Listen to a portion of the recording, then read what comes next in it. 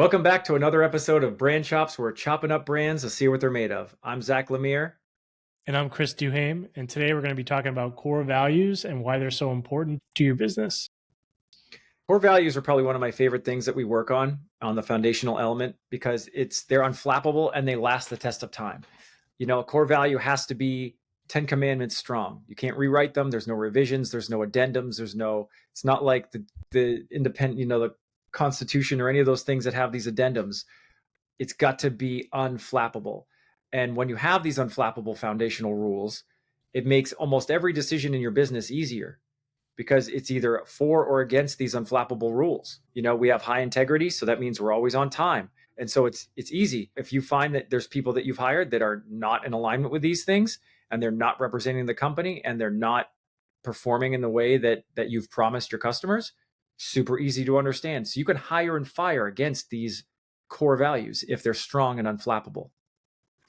I think one of the big things, though, is to make sure they're not just sort of wishes of what you want your company to be. They have to be based in reality. So you need to look at your company from that sort of core value perspective and make sure that as you're building these core values out, they're actually in alignment with how you guys operate your business every day. They can't really be aspirational. The goal is really to make them something that everyone stands behind and that you're not going to have to fire somebody because they're not necessarily living up to this core value. So you need to be very particular about what you're using. You can always add new core values over time, and you can subtract them too as your business grows and develops. That core value may not be necessary anymore, or may not be the way things are done anymore. So I think they can be adjusted a little bit, but the overall cadence is to make sure that they're unflappable from the perspective of you're going to want all of the clients and all of the employees that you're working with in alignment with these things.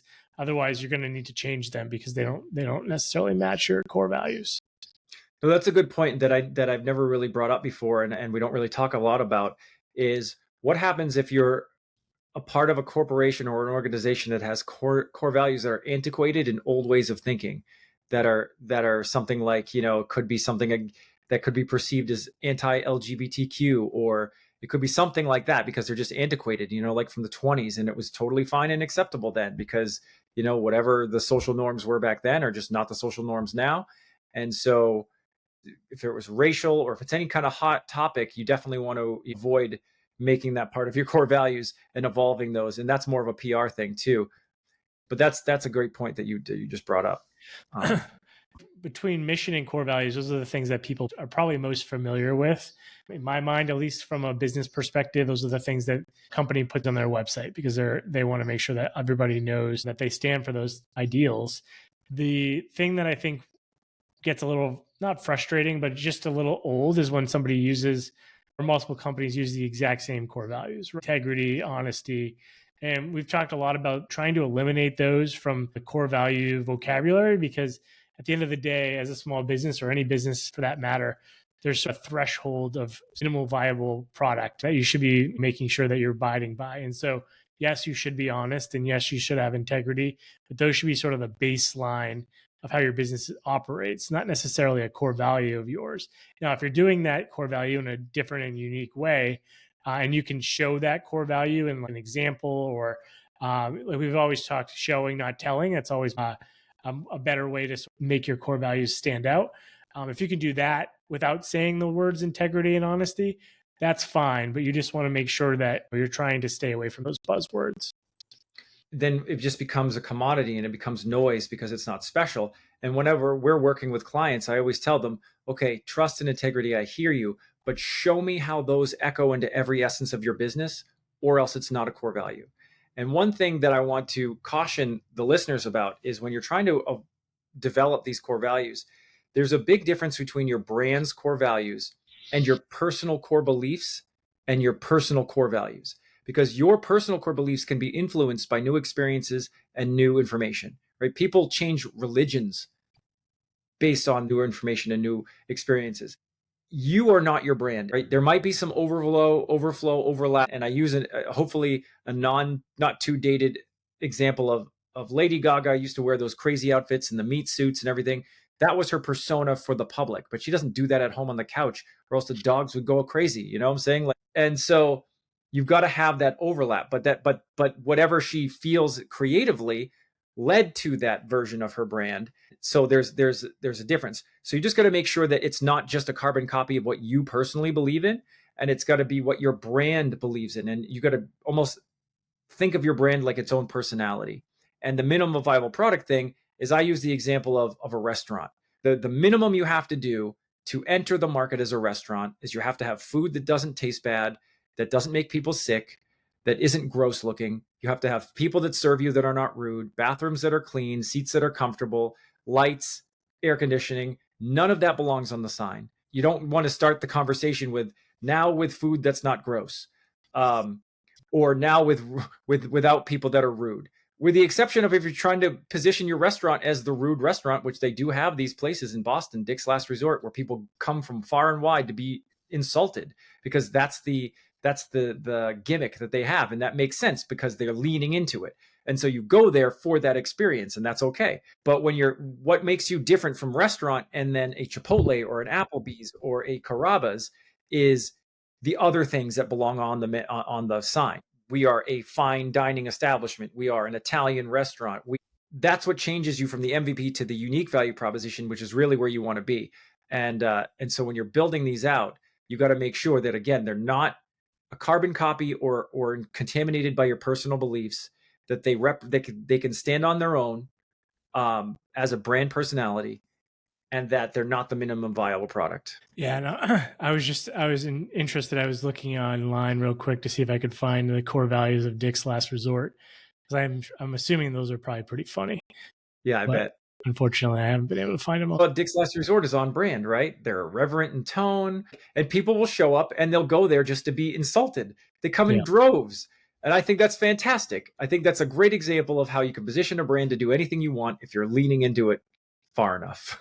We've talked about some other examples of companies that are being that anti-brand all the time, right? There's Liquid Death, there's Bad Burgers down the street. There's a number of different companies that are leaning into that persona, which needs to it doesn't necessarily, their core values need to align with the good that they're doing as a company, but they can still position themselves a little bit different than the rest of the industry as well. So the next thing we want to talk about when it comes to core values is, how do you start even thinking about and developing these core values for your own company? What I always look at is, are there any experiences that you can look at from a negative or positive way, and the feelings that were evoked based on those experiences? And obviously the positive ones you want to sort of highlight and potentially turn those into core values. And the negative ones, you want to sort of flip them around and make those a potential core value for your business, where you would look at maybe some of those negative experiences or feelings from competitors, or the way people think about your industry. You want to sort of flip those a little bit, so that those core, if you're not doing those things, your core values can maybe reflect the more positive light of those particular negative experiences. And so here's a couple of questions that you can start with. And if you can just write down, just take 5 minutes and start answering these questions and start seeing where the trends are. Because again, your core values have to align and attract the people you want to hire, you want to lead, and you want to work with. Not just the people who you're hiring, but the people that you want to work with as far as your clients and customers. So what is it that we stand for? And if you're listening to multiple of these podcasts back to back, you might hear a couple of these questions that have been duplicated. And that is by design. This is how we measure multiple times and we cut once. We want to make sure that everything locks in together like a Lego brick, but not the same colors and not the same sizes, right? They have to be independent, but they still have to fit together. So what is it that we stand for? And then try to summarize each idea in like a single noun when you're done. And bring your whole team in on this. Your team, your partners, even your employees, and then even ask a little bit about what makes you special to your clients, or do some more research as far as reading your reviews and seeing what the attitudinal trends are. What is it that they love and they can't stop talking about? What is it that they hate? So an example would be, if you're trying to find that position, is if you're finding that people feel like they're waiting too long to get their packages from you, or if you're looking at a competitor and they feel like they're waiting too long, then you could easily have a core value of speed. And that speed could echo into everything, starting with delivery. And that way you can not only position yourself against your competition with these core values, but you can also inspire everyone who works for you to embody those core values. And then you can be the solution to this problem that you're finding in the market based on just reading reviews. A lot of this information is out there ready for you. You don't have to pay for it. You just have to look for it. Yeah, and I love the idea of looking at your own testimonials too and picking out keywords or trends that people are talking about you and your company. And if you don't have those, I recommend getting as many of those as you can. Views or testimonials are great for a number of reasons: social validation, for search engine optimization, for just overall morale of the company. So whether they're on Google or Facebook or any of those things, and it's just somebody sending over a really nice email, just keep those things and lock them away in a Google Drive somewhere so you can refer back to them sometimes and just realize why you're in business in the first place. Sometimes the victories of your business get sort of diluted by all the fires that you're putting out on a daily basis. So not only from like a confidence level, but you can utilize those testimonials to really dig into some core values that your company may be, at least the perception of what your company is doing. Also, it's very valuable to see where you're not doing things. You could see maybe a potential market shift ahead of time before it's reported on the news. If you just see a trend of people saying, you know what, oh, I wish you had this brand. I wish you had this flavor. I wish you had this size or this feature. And this is gold. This is gold. And this is really, again, because no matter what your business is, you're never working for yourself. You're always working for the customer, no matter what it is. And you're always working to solve their problem. And to learn more and more about what's bothering them so that you can be the solution, there's no better value than that. And that Yeah, brings you to like to the other questions that you can ask yourself. What are you the most proud of? What are you the most proud of as a business? And think about it. Right? So is it the way that you treat your employees? Is it the internal culture? Is it the fact that you've never had a bad review or you've never lost a client or whatever it might be? That's another great question to center around and to really try to figure out and just try to summarize each into a single noun when you're done, and just figure out where's the trends, where's the trend line, and and how does this turn into a core value. This is how you also determine how these core values echo in every piece of your business, right? So we're talking about trust, integrity, honesty. Yes, all of those things are important, but they're not special. You better be trustworthy. You better have integrity, or why are we even doing business? So there's just another way for you to do it. One of my favorite questions that we ask our clients all the time is, what are the principles we won't sacrifice for anything? Those are really going to be your core values, because these have to be unflappable. These have to be things that you, again, have to be so strong you could hire and fire against them. Whether that's honesty, integrity, whatever, you can find a way to show how that in your core values, how that echoes in every place in your business or how you want it to. And then it's more than just trust. That's another way that you can do it. What are the principles we don't sacrifice for anything? Because that really starts to dig deep into what will truly be your core values. And once you dial into that, it's a very powerful thing. The next thing is, and again, it's all about them. What is the most important to those that we serve? Is it speed? Is it trust? Is it communication? Availability? Is it hours of opening, right? You've seen many different banks position themselves against each other because one's open on Sundays and the other isn't, for example. We're the family bank. We're open when you're ready. Things like that. And then how would you like to be viewed by others? That's always the case. So with a brand is built up of the other people's perception. That's all it is. You cannot control your brand, but you can build a perception based on how you choose to communicate and show up consistently, and how everyone around your brand and who represents your brand does as well. So we were talking about this in a previous episode about how certain elements will unify your sales team, because now they're all speaking the same language. And when all these different clients, whether they become your clients or not, you're building brand awareness every time they have these conversations. And you want to build the brand awareness around a common theme, not, oh, well, we're a car dealership. Oh, well, we're a truck dealership. Oh, well, we're a motorcycle dealership. Well, you know what? What if you sell all those things at the same dealership? And now you're misrepresenting the brand and everything, because every salesperson is taking their own interpretation of what it is that this brand represents, because there was no clear, defined synergy and around the messaging and the values that everybody needs to represent. Yeah, and I know sometimes it can be difficult to think think about, and put into words your own company, right? So sometimes you need some outside perspective. And I think it's worth asking your customers and clients, worth asking your employees. We also started building a list to help sort of, jar some thoughts for our clients too. So what we'll do is we'll include that as part of this podcast to be able to download that. So you can just start getting the juices flowing for different days that you can stand out and build your core values.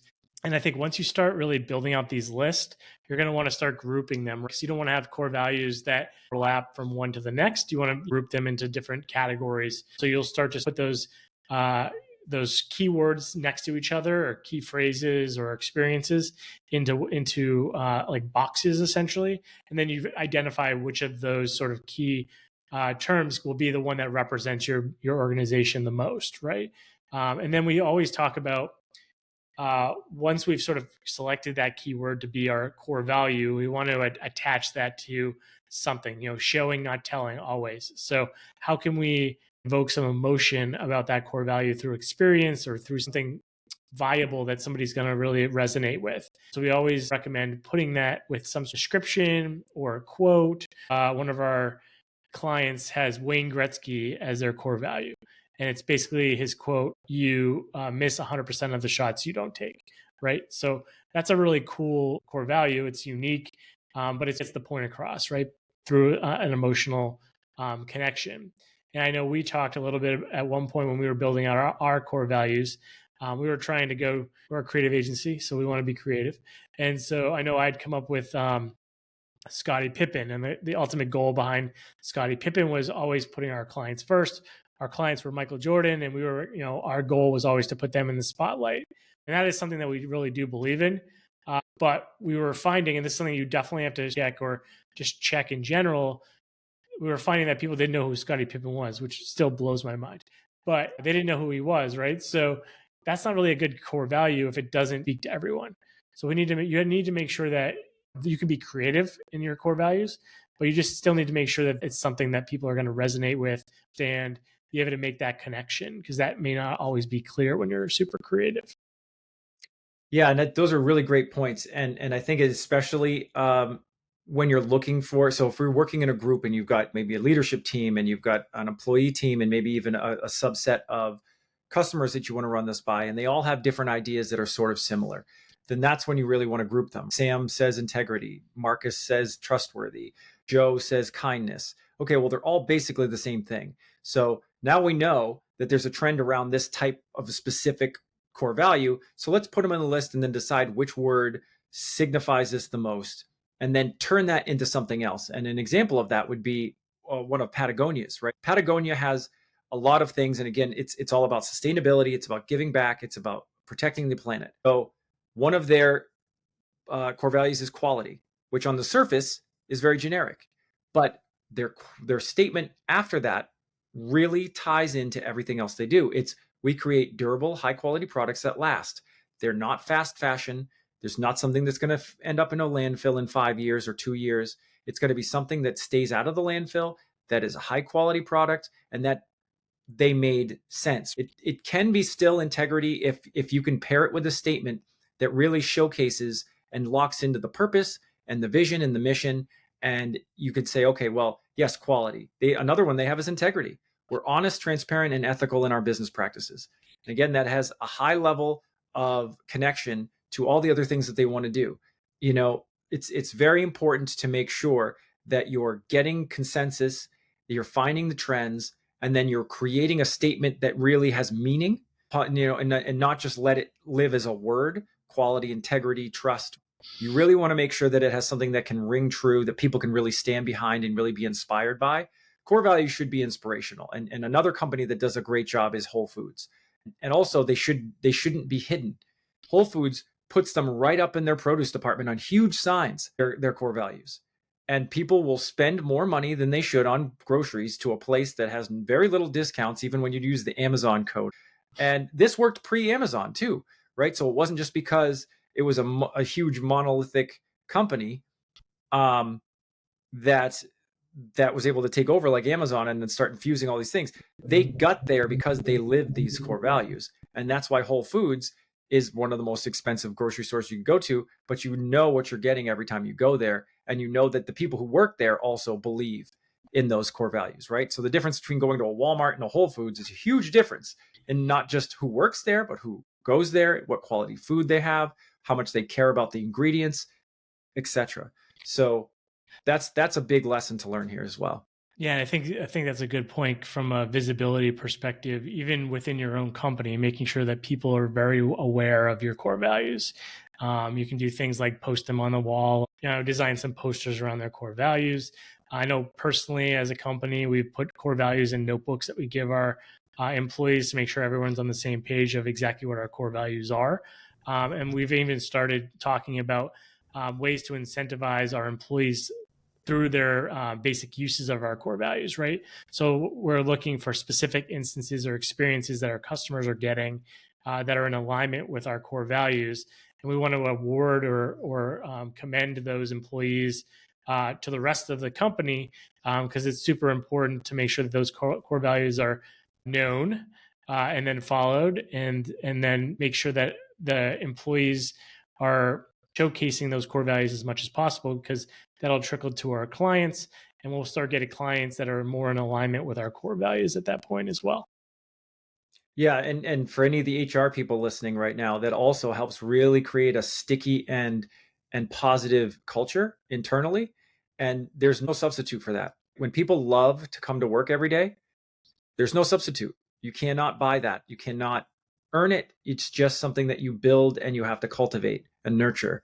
And when you have people embodying the core values on a regular basis and being recognized for that, I think that that sets a positive trend and a positive precedent, where even new people and old people in the company alike are going to aspire to be that example as well. Because they want to. And again, it's these things are help you attract those people that are really aligned with your core values. And they're the people you want on the other end of the phone, answering the phones. They're the people you want in the leadership teams. They're the people you want outside on the streets, selling and speaking to the masses about your products and service. These are the people that are going to be so positive and so passionate about it because they believe in it. I was speaking to somebody a week or so ago about Big Brothers Big Sisters program, and I want to join the Big Brothers Big Sisters program. And this person was so just jacked up and positive and in alignment with everything that they represented that you could taste it through the Zoom call. It was palpable, and that made a huge difference when you're talking about an organization you want to join, and you're seeing the people that are so happy to be there and they're so inspired to do the things that they're doing. There's no substitute for it. Yeah, definitely. So I guess some things to keep in mind as you're sort of building on your core values, make sure that you're looking at, experiences and feelings that your customers might be having when they're out in the community. So whether it's things going on in an industry that they may or may not like, how you can position yourself to be able to sort of capitalize on those if you're doing them on a regular basis. If you're being able to solve those problems for them, make sure that they're in there as core values. Looking at things like what you do, what your principles are, things you won't sacrifice for anything. What are most important things that your clients are looking for? Going through and identifying some themes or commonalities within your reviews or testimonials, and then starting to kind of put together some show not tell statements that can go along with those core values as well. So those are just some things to think about as you're starting to build out your core values. All right. Well, tune in next time for another exciting episode of Brand Chops, where we're chopping up brands to see what they're made of. See you guys. Brand Chops is brought to you by the fine people at Pivot Creative. Pivot Creative is a full-service branding and marketing agency that partners with businesses to build brands that connect so that every dollar you spend is an investment and not an expense. If you need some branding or marketing guidance, a website, a new brand, or want to learn more about one of the topics we cover on the show, please reach out to us at pivotcreative.com. If you know someone that would benefit from learning more from one of our shows, please share the episode. Visit brand-chops.com. And as always, like and subscribe if you find this content to be helpful. See you next time on Brand Chops, where we chop up brands to see what they're made of.